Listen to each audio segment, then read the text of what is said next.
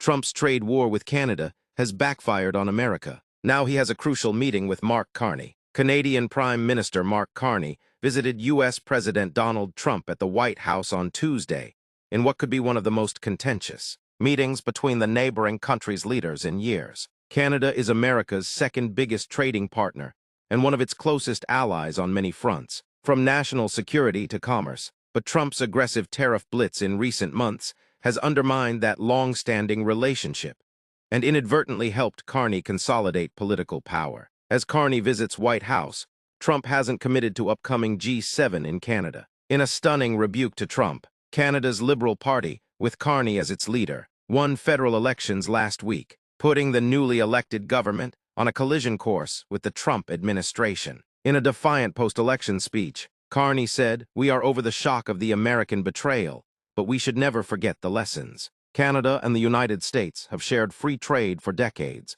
but Trump's sweeping tariffs upended that symbiotic relationship, and the damage Trump's trade war has inflicted on America is severe." Escalating trade tensions. Until February, the two countries were bound by the United States-Mexico-Canada Free Trade Agreement, a deal brokered by Trump himself in his first term. In early March, a blanket 25% tariff on Mexico and Canada went into effect briefly before it was suspended after leaders from both countries promised to take more action to stem the flow of fentanyl and illegal immigration into America. But a 25% tariff is still in place for imported goods from Mexico and Canada that are not compliant with the USMCA. Trump has also announced 25% tariffs on all cars, steel, and aluminum in recent months, as well as a tariff on auto parts. Canada responded to Trump's actions with a 25% tariff on $30 billion, or about $22 billion, worth of U.S. imports, plus an additional 25% duty on $29.8 billion,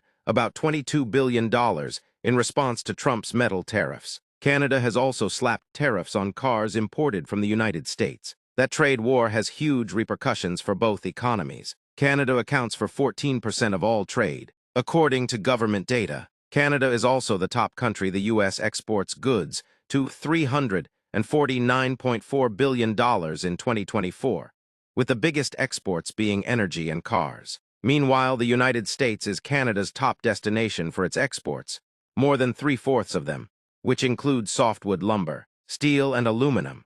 About 30% of the softwood lumber consumed in the United States is imported, with Canada accounting for more than 80% of those imports. Trump's trade war is already weighing on American businesses of all sizes. General Motors CEO Mary Barra said in an interview with CNN last week that tariffs will cost her company between $4 billion and $5 billion this year. Some retailers and hospitality providers in northern Washington and southern California reported a material drop in cross-border tourism with Canada and Mexico, the report said. Canadians are also opting to not purchase American-made products, foregoing Californian tomatoes for Italian tomatoes, Ohio-made pepperoni for meats produced in Ontario and Quebec, and Coca-Cola for sparkling water, sweetened with Canadian maple syrup. "We, as Canadians, we don't go out and try to create fights." Dylan Lobo, a Toronto resident who runs the online directory Made in Canada, told CNN in March, "It's an attack on Canada.